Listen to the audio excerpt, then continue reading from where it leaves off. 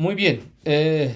Buenos días nuevamente. Continuando entonces con la segunda parte de la clase de hoy, vamos a continuar con el tema de la fisión nuclear. Recuerden bien que es lo que estamos viendo, es la interacción de las partículas cargadas o las partículas neutras. En los ejemplos concretos que habíamos visto, ¿no? Como partículas cargadas, habíamos visto la interacción, por ejemplo, de las partículas alfa con los núcleos que pueden dar lugar a una reacción nuclear, ¿no? Como habíamos visto, representada acá en esta gráfica en términos de las secciones eficaces. Podemos pensar de que estos núcleos o estas partículas cargadas, si bien interactúan con el campo de Coulomb del núcleo, en este caso del núcleo de carbono 13, teniendo la suficiente energía, ¿no? Pueden llegar a producir un estado compuesto, es decir, un estado excitado, que corresponde, por ejemplo, en este caso particular al del oxígeno 17, y pueden darse, pueden tomar lugar las resonancias que habíamos estudiado previamente para el caso, por ejemplo, de la interacción de neutrones con el oxígeno 16, ¿no? Voy a volver nuevamente a mostrar la gráfica de la sección eficaz, que justamente, como pueden apreciar, es bastante diferente de la que vemos, por ejemplo, para el caso de las partículas cargadas. ¿Cuál es el factor relevante que justamente nos da lugar a este nuevo comportamiento? Es justamente asociada a la presencia de la influencia de el campo de Coulomb del núcleo, que naturalmente modifica la interacción que ocurre entre la partícula cargada y el núcleo, porque está susceptible de interactuar con el campo de Coulomb del mismo, ¿no? Pero esto no quiere decir de que no pueda provocar en un escenario justamente que nos podría dar lugar a una reacción nuclear. Esto no es un limitante, digamos, ¿no? Para que pueda ocurrirse una reacción nuclear en una energía, superando un límite de energía bastante alto, ¿no? Para la partícula cargada, esta reacción podría tomar lugar pese, digamos, a la presencia del campo de Coulomb del núcleo, ¿no? Bueno, naturalmente esto podría llegar a ser más complicado si tomamos en cuenta que el campo de Coulomb podríamos asociarlo a un núcleo mucho más grande. Pero bueno, la idea está, digamos que, centrada en que nosotros podemos naturalmente asociar este mismo concepto para también para cuantificar también estos tipos de resonancias en presencia, por ejemplo, de la interacción de partículas cargadas con los núcleos, ¿no? Bueno, entonces, en este contexto introductorio que habíamos visto las reacciones nucleares y que, como habíamos ya advertido, podrían incluso darse, no, la división de los núcleos compuestos, tomando lugar de esta manera, por ejemplo, núcleos producto de una reacción nuclear, que podrían traducirse en términos de una reacción de fisión, ¿no? Vamos a justamente ahora enfocarnos en lo que es la fisión nuclear. Y fundamentalmente lo vamos a estudiar en el caso donde tenemos justamente la interacción de los neutrones con núcleos muy grandes, ¿no? Que es lo que justamente nos va a llevar también a estudiar eh, lo que se conoce más, vamos a decir, eh, dentro de la literatura, para poder entender bien lo que sucede en una interacción que se tiene entre una partícula neutra y un núcleo muy grande, ¿no? Porque vamos a decir que también, bueno, lo vamos a ver de que también este es un método, si vale el término, que se usa para poder, por ejemplo, producir energía. Ya esto lo vamos a ver más adelante en las aplicaciones, ¿no? Referidas justamente al aprovechamiento de la energía liberada asociada a la fisión nuclear. Bien, entonces dicho esto, vamos a comenzar siempre recordando de que desde que se ha dado el descubrimiento del neutrón por Chadwick, recuerden bien, en 1932, esto ha impulsado muchísimo el estudio de las reacciones nucleares, y que en el contexto justamente que vamos a enfocarlas van a ser referidas a las reacciones nucleares inducidas. Esto lo habíamos, a manera de recordar, lo habíamos mencionado, ¿no? De que, por ejemplo, en el así denominado decaimiento alfa, ¿no? también se da una suerte de división del núcleo o una fragmentación del mismo que podría ser interpretado como una fisión nuclear, ¿no? Porque al final la palabra fisión hace referencia a que está dividiendo el núcleo, ¿no? Para formar otros. Entonces, la diferencia entre una reacción de fisión espontánea y una reacción de fisión inducida es justamente el hecho de que en una reacción de fisión inducida, por ejemplo, usamos neutrones o partículas cargadas que vayan a provocar la división del núcleo, ¿no? No es así como en el caso de la división espontánea, donde por efecto de la inestabilidad del núcleo, ¿no? Tenemos, por ejemplo, la división del mismo, como habíamos visto justamente en las reacciones que hacen referencia a la liberación de una partícula alfa, ¿no? Y lo cual nos lleva al decaimiento alfa, ¿no? Pero bueno, Enrico Fermi justamente fue un actor importante en el estudio de las reacciones que implican estas reacciones inducidas con neutrones en particular, porque se enfocó muchísimo, por ejemplo, en lo que es el estudio de la captura del neutrón. Habíamos visto que hace referencia a la captura radiativa, donde no es más capaz el neutrón, por la energía que tiene, de escapar del núcleo y resulta como que capturado por él mismo, ¿no? Y provocando una situación de una reacción que hace referencia justamente a este hecho. Y estos núcleos formados justamente después de la captura del neutrón tienden a decaer, por ejemplo, a través del así denominado decaimiento beta, que también lo habíamos estudiado más antes, ¿no? Pero bueno, a ver, uno podría preguntarse quiénes fueron los que iniciaron, por ejemplo, el estudio de la interacción de los neutrones con núcleos muy grandes, lo que nos lleva justamente al escenario que queremos. Son dos personajes, Hahn y Strassmann, si lo he pronunciado bien, que en la década de los finales de los años 30 del siglo pasado, 1938, observaron justamente que se producían núcleos, producto justamente de la interacción de un neutrón, por ejemplo, con un núcleo de uranio 235, o la interacción de una partícula neutra con un núcleo muy grande, ¿no? Y donde se dan justamente los productos de la fisión, que serían justamente los núcleos de bario 141 y de criptón 92, más la liberación, como ustedes pueden ver, de esta reacción de tres neutrones, ¿no? Entonces, fue, vamos a decirlo así, en la década ya de los 30, como podemos nuevamente ver, podríamos poner como el punto de partida del estudio de las reacciones de fisión de fisiones inducidas, ¿no?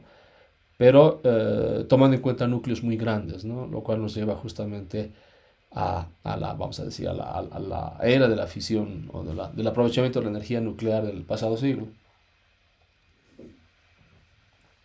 Bueno, entonces esta reacción la podemos observar aquí en la figura, donde justamente tenemos la interacción del neutrón con el núcleo de uranio muy grande, uranio 235, forma un estado compuesto que sería, ¿no? El uranio 236, y que por supuesto es un núcleo inestable, y por la energía que justamente caracteriza al neutrón, porque vamos a ver más adelante, estudiando las secciones eficaces, que incluso un neutrón térmico podría producir la fisión del uranio 235, ¿no?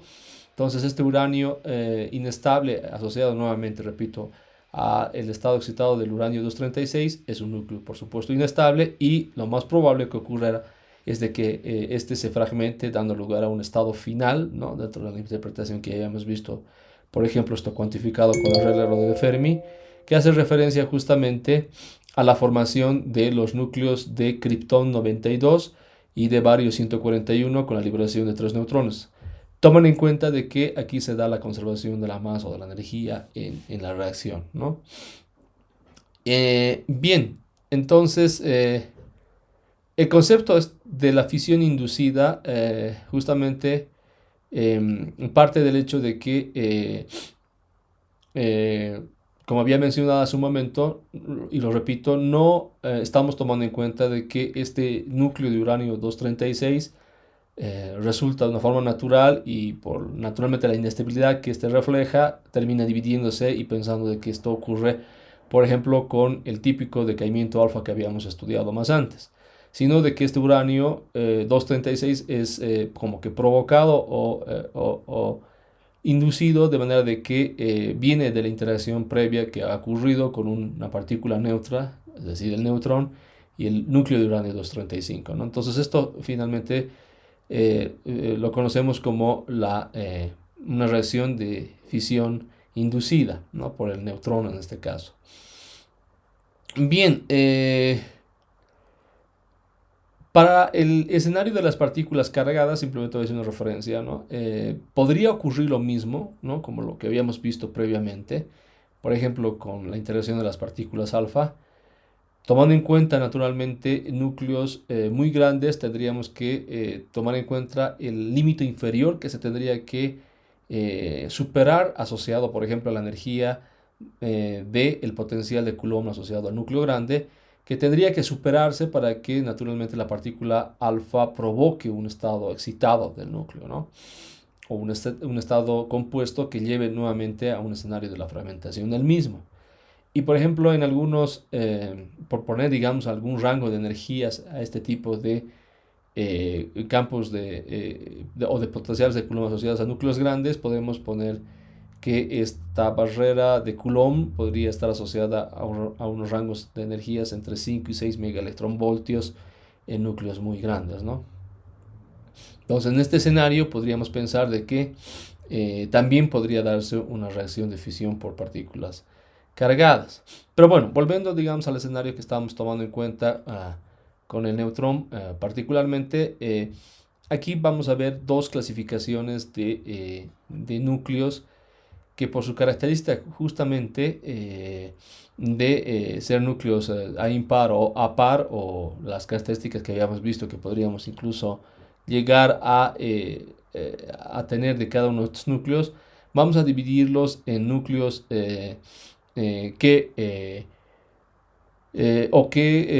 mediante los cuales podemos o con los cuales, mejor dicho, podemos provocar una fisión de los mismos, pero tomando en cuenta, por ejemplo, neutrones térmicos o poco energéticos, ¿no?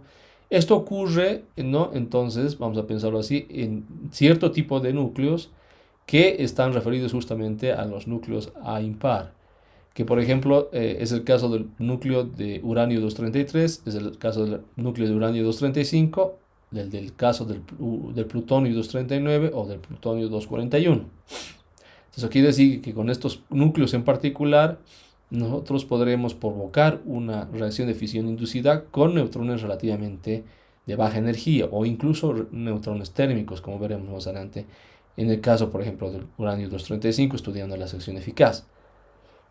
Estos núcleos que son, vamos a decirlo de alguna manera, susceptibles a ser divididos o fisionados, si vale el término, por neutrones con poca energía, se denominan núcleos fisibles. Bien, el otro escenario sería el de los núcleos que necesitan de un neutrón, por ejemplo, que tenga una energía mucho más grande. De repente, una energía, digamos, asociada a las así denominados neutrones rápidos, que tienen más o menos una energía superior al del megaelectronvoltio, ¿no? Por ejemplo, podríamos pensar de que esta energía podría ser poco próxima a la energía de 1.4 megaelectronvoltios para que estos núcleos puedan ser divididos o fisionados, ¿no? Este es el caso justamente del núcleo de torio 232, el del uranio 238, el del plutonio 240 y el del plutonio 242, y que justamente hacen referencia a los núcleos del tipo APAR, ¿no? Que simplemente se clasifican por el número de nucleones par o impar que estos tienen. Bien, bueno, ¿cómo estudiamos finalmente lo que podría ocurrir con la interacción en ambos escenarios, ¿no? Tomando en cuenta esto que habíamos mencionado, es decir, de que estos núcleos podrían ser o son susceptibles a ser divididos por neutrones con poca energía o neutrones incluso térmicos, o el otro escenario donde necesitamos neutrones relativamente energéticos para poder hacer que estos puedan ser divididos, ¿no? y provocar así una reacción de fisión inducida. Entonces, la respuesta es naturalmente estudiando la sección eficaz, ¿no? Como habíamos ya visto repetidas veces. Entonces aquí vamos a ver las secciones eficaces justamente para los dos escenarios, ¿no?, que habíamos mencionado. Entonces, en el primer escenario ustedes pueden ver que tenemos el escenario de la sección eficaz del uranio 235, donde en el estado excitado justamente, que estaría representado en esta parte de acá, en esta región de acá del gráfico, estaría referido justamente al estado excitado del uranio 236, ¿no? Entonces, aquí podemos notar dos secciones eficaces. La sección eficaz total, que es este sigma tot, que ustedes pueden ver aquí, y aquí la sección eficaz asociada a la sección de fisión, vamos a decir, del núcleo, ¿no? Que pueden ver de que prácticamente inicia, de hecho es un poco más, tiene un valor un poco más bajo que la sección eficaz total, pero inician prácticamente juntas para energías relativamente muy bajas de los neutrones, ¿no? Incluso energías de neutrones que podrían corresponder naturalmente a las energías de los neutrones térmicos. En otras palabras, con neutrones térmicos podrías provocar una reacción de fisión tomando en cuenta, por ejemplo, el uranio 235, ¿no? Bueno, entonces, naturalmente esta energía tendría que, o sea, se va haciendo más, digamos, probable de que esto ocurra produciéndose justamente el estado excitado del uranio 236 cuando tenemos justamente las resonancias que aparecen en la reacción de fisión, normalmente dando lugar de que después de que las resonancias tomen lugar, ¿no? Formando el estado excitado del uranio 236, finalmente se pueda dar la división del mismo en los, por ejemplo, núcleos productos, ¿no?, de la fisión. Entonces, bueno, eh, podemos ver también de que dentro de el estado excitado, ¿no?, del uranio 236, naturalmente como estamos, voy a utilizar este gráfico, como estamos tratando de un núcleo inestable, ¿no? Lo que ocurre es de que este núcleo inestable, recuerden bien, esto está asociado, por ejemplo, al ácido denominado decaimiento gamma, es la reacción, podemos decirlo de alguna manera, ¿no?, del núcleo a esta perturbación que ha tenido por la presencia del neutrón penetrando en él o interactuando con él, lo fuerza a que, por ejemplo, pueda emitir radiación electromagnética, ¿no?, en forma de rayos gamma, que finalmente, prácticamente en todo lo que dura el estado excitado de este núcleo, se emiten rayos gamma de alta energía, ¿no?, o fotones de alta energía, o radiación electromagnética, ¿no? La probabilidad justamente de que el neutrón en toda esta gráfica sea absorbido, por ejemplo, por el neutrón, va a depender naturalmente de la energía que tenga este, ¿no? Por ejemplo, aquí podemos ver de que podría ser absorbido por el núcleo para energías que son mucho menores que el mega electronvoltio, ¿no?, o las energías prácticamente térmicas. Si vamos subiendo la energía, esto va provocando naturalmente de que el neutrón simplemente, ¿no?, altere el núcleo y finalmente provoque la reacción de fisión, ¿no? Y bueno, la manera en la cual luego en la región de altas energías pueda interactuar con el mismo simplemente será el de una dispersión elástica que puede tener con el mismo, o sea, es decir, con el núcleo, ¿no? Esto para la región de alta energía. Para la región de baja energía, que sería, digamos, la región más crítica, porque esto ocurre para rangos de energía relativamente bajos, ¿no? Tenemos la formación nuevamente del estado excitado que luego podría derivar a una fragmentación de este núcleo y provocar una reacción de fisión inducida, ¿no? Bueno, ¿qué es lo que ocurre con el otro escenario? Con el otro escenario del uranio 238. Podemos ver que naturalmente la forma de la sección eficaz es muy diferente, ¿no? Prácticamente tenemos que a una energía, o tenemos un valor casi constante de la sección eficaz para un rango de energías bastante grandes, ¿no?, del neutrón, que superada justamente esta energía, más o menos por muy encima del mega electronvoltio, ¿no? Esta, por ejemplo, perdón, por muy encima del electronvoltio, esta finalmente pueda provocar los estados excitados del núcleo asociado al núcleo de plutonio 239, donde nuevamente en esta región de estados excitados, tomando lugar las resonancias asociadas al mismo, esta pueda finalmente emitir también radiación electromagnética, ¿no? Como el caso que habíamos visto anteriormente. Pero la diferencia que encontramos es de que con la sección eficaz total, ¿no? Una fisión del núcleo no ocurriría si no se toma en cuenta naturalmente energías muy grandes, ¿no? Por ejemplo, por muy encima de, bueno, en realidad encima del megaelectronvoltio, ¿no? Como habíamos mencionado hace un momento, para los núcleos que justamente tienen esta característica, tendría que superarse la energía de 1.4 megaelectronvoltios para que recién tome lugar, ustedes pueden ver aquí, la sección eficaz asociada a la de la fisión nuclear, ¿no? Algo muy diferente de lo que ocurriría con el caso del uranio 235, porque prácticamente con neutrones térmicos podríamos tener una probabilidad de que se dé la fragmentación del núcleo, incluso muy próximo al estado de resonancia del propio núcleo de uranio 236, ¿no? Entonces, ¿qué es lo que ocurre naturalmente en las regiones de alta energía, a diferencia, por ejemplo, qué es lo que ocurre en las regiones de baja energía, a diferencia de lo que ocurre con el núcleo del uranio 235, que prácticamente la probabilidad de que se tenga una fisión del núcleo, por más de que se dé la formación de un estado excitado, no toma lugar. Es decir, de que el neutrón tendría que haber pasado una energía por encima del megaelectronvoltio para que realmente recién el núcleo de plutonio 239 podría fragmentarse, ¿no? A diferencia de lo que ocurre, nuevamente repito, con el caso del uranio 235, donde los rangos de energía para que se dé la probabilidad de la fisión o la fragmentación del núcleo excitado es muy baja con respecto, digamos, a lo que ocurre con el caso del uranio 238, ¿no? Entonces, uno que podría concluir de estos dos escenarios, ¿no? De que naturalmente para poder maximizar y hacer más eficiente la fisión inducida usando uranio, bueno, uno debería usar uranio idealmente 235, ¿no? Pero aquí justamente tengo también el dato de la abundancia natural del uranio 235 en la naturaleza. Y resulta que, por ejemplo, ¿no? La abundancia del mismo es menor al 1%, ¿no? Con respecto, por ejemplo, a la abundancia en realidad del uranio 238, que es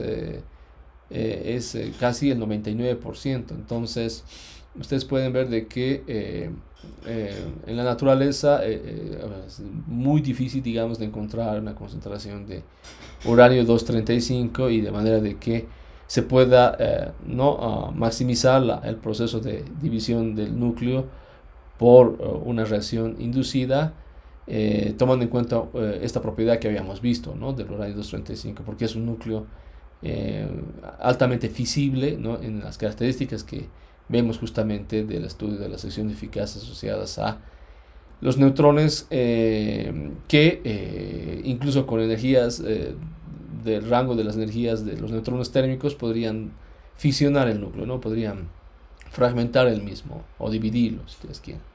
Entonces, ¿qué es lo que se hace? Más adelante lo veremos. Se utiliza una combinación de ambos, ¿no? En realidad, en la naturaleza tienes una combinación de ambos, no tienes, nuevamente repito, ¿no?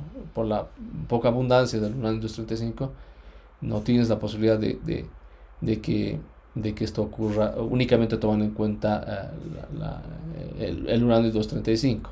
Entonces, una combinación de ambos en realidad se usa en los metales que normalmente se encuentran en la naturaleza y que contienen altas concentraciones de uranio, sobre todo 238, ¿no? Bien, ahora, ¿cuál es la distribución de la energía liberada en la reacción? Por ejemplo, nuevamente volcando la atención en lo que ocurre con el caso del uranio 235. ¿Cuál es la distribución de la energía que se da en la reacción que ya habíamos visto, ¿no? Donde se da la formación final del estado excitado, es decir, del núcleo de uranio 236 en la formación de bario 141 y kriptón 92, más la liberación de 3 neutrones. Y la energía de liberación de la reacción, que sería de aproximadamente, en realidad, energía sí, de aproximadamente 200 megaelectronvoltios, donde vamos a ver un poco la distribución que tienen estas, ¿no?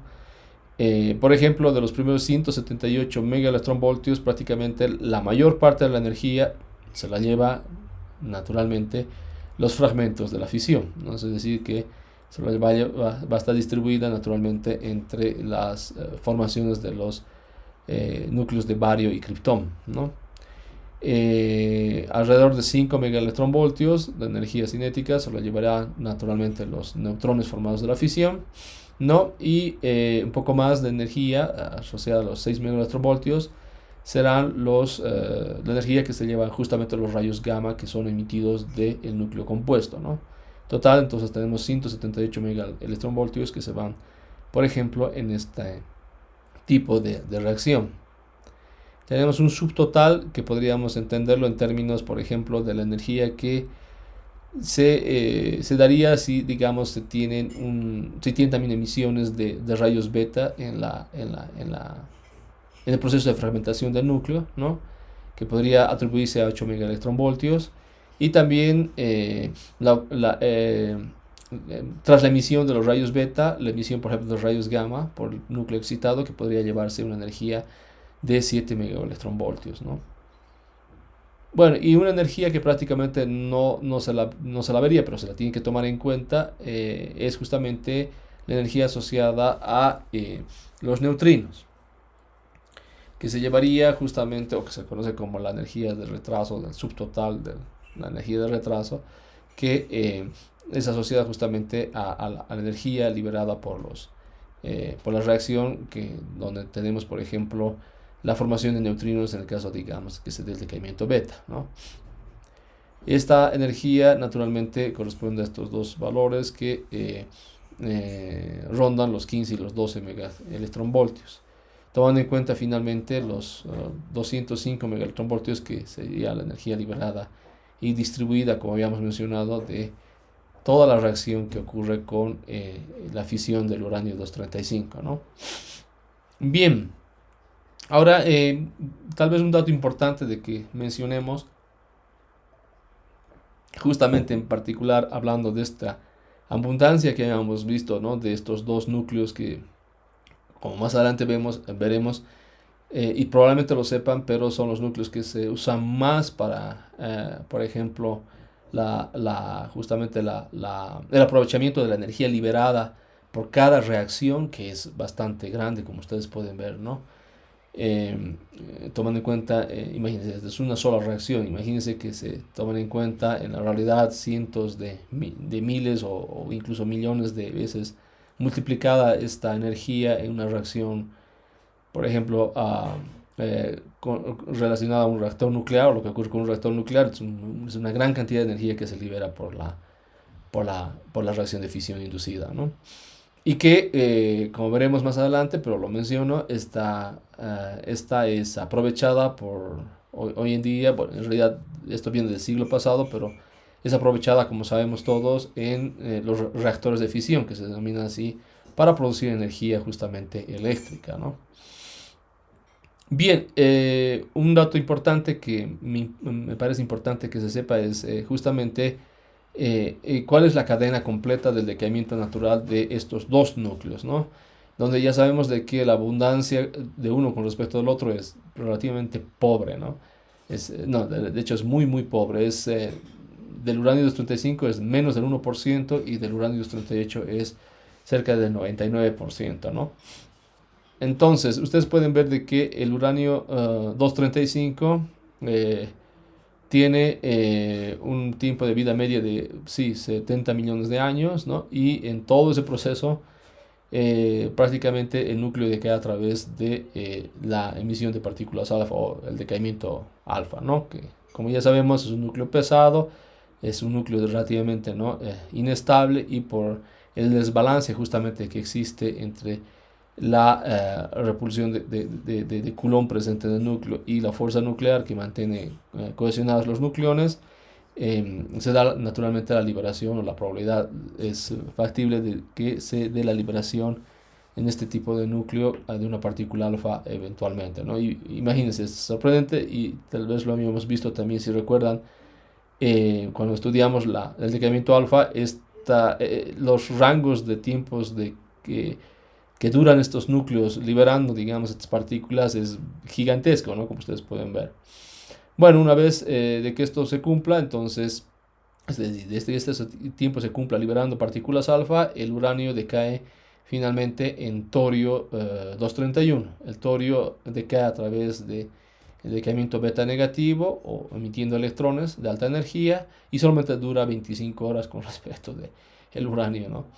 Es interesante. Luego se da paso al paladio 231, y este nuevamente dura mucho tiempo a través del decaimiento alfa, y finalmente aquí se dan dos canales de decaimiento donde ustedes pueden ver que finalmente, digamos, en lo que también se encuentra presente en la naturaleza cuando, por ejemplo, uno perfora o hace túneles, digamos, en la corteza terrestre, se encuentra radón, ¿no?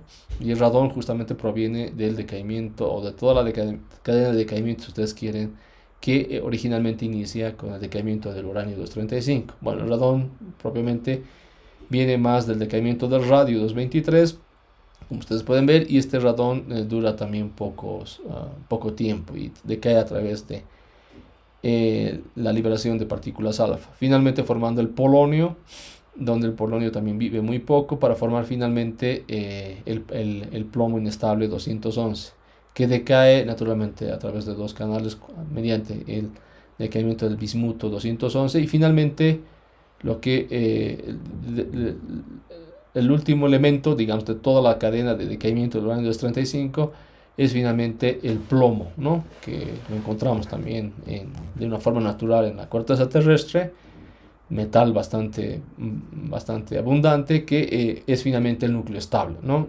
Que es producto de toda esa cadena de decaimiento que ustedes pueden ver. Lo propio pasa para el uranio, solamente que el uranio vive mucho más tiempo con respecto del uranio 235, prácticamente 4.000 millones de años. Y este nuevamente decae, bueno, no voy a repetir toda la cadena de decaimiento, pero es muy similar a la que ya hemos visto. Y finalmente decae también en el plomo estable, en el plomo, de hecho, inestable 206, para luego decaer finalmente en un elemento estable. Estos duran, en la transición del polonio al plomo 206, dura 138 días, por ejemplo, ¿no? De lo que vemos de la cadena de decaimiento de los otros núcleos asociados, por ejemplo, a los otros núcleos inestables que están asociados a toda la cadena de decaimiento, que tal vez comienza, como habíamos visto, en similitud, digamos, al del uranio 235, comienza, digamos, con el radón 222, ¿no? Bueno, entonces me gustaría quedarme por ahora acá. Si tienen alguna consulta, por favor, adelante, los escucho. Hola, hola, ¿me han seguido?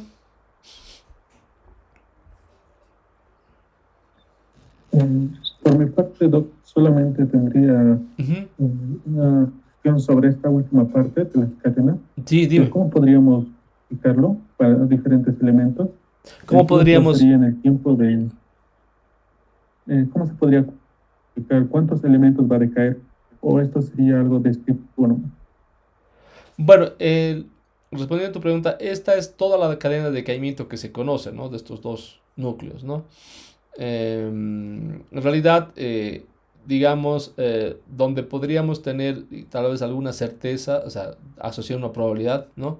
Naturalmente, de la transición que ocurre, podría ser en este caso, ¿no? Del actinio, si no me equivoco, si está en un elemento, en la transición en la transición, me he dicho, al torio o al francio, ¿no? O en el caso del bismuto, en la transición del talio al polonio, que podía, o sea, como son dos ramificaciones, se lo conoce así, ¿no? Hay una probabilidad de que decaiga en uno y en el otro. Y que justamente lo tenemos acá, ¿no? O sea, el bismuto en la transición al talio o al polio, lo más probable es de que decaiga a través del decaimiento alfa al talio 207.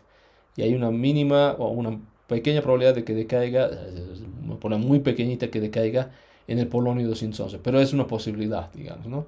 Y aquí en el caso del actinio, tienes una mayor probabilidad que decaiga a través de el decaimiento beta al torio 227 en relación, digamos, a lo que ocurre con una baja probabilidad, alrededor del 1%, a través del decaimiento alfa al finalmente núcleo de francio 223.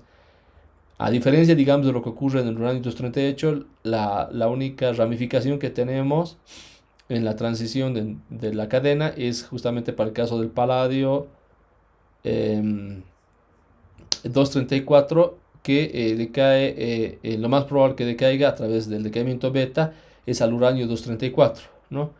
En cambio aquí tú tienes un estado, digamos, transitorio que decae, bueno, es muy improbable, pero sucede, o podría suceder que decae al paladio 234 y finalmente llegar al uranio 234, ¿no? No sé si esa era tu pregunta. Bueno, sí, lo que es las ramificaciones tenía un poco de duda. Sí, no, o sea, son ramificaciones posibles que ocurren y que justamente están cuantificadas, ¿no? Y aquí te da justamente la probabilidad con la cual ocurren. Obviamente, lo más probable es de que, no, pensar de que lo que va a ocurrir en estas transiciones es de que, nuevamente, repita, digamos, en el caso del actinio, al paso del radón, lo haga lo más probable pasando por la formación del torio 227, ¿no? Eh, y bueno, y así, digamos, en los otros casos de manera similar. Bueno, ¿existe alguna otra consulta? Bien, entonces quedamos aquí, continuamos la próxima clase. Muchas gracias.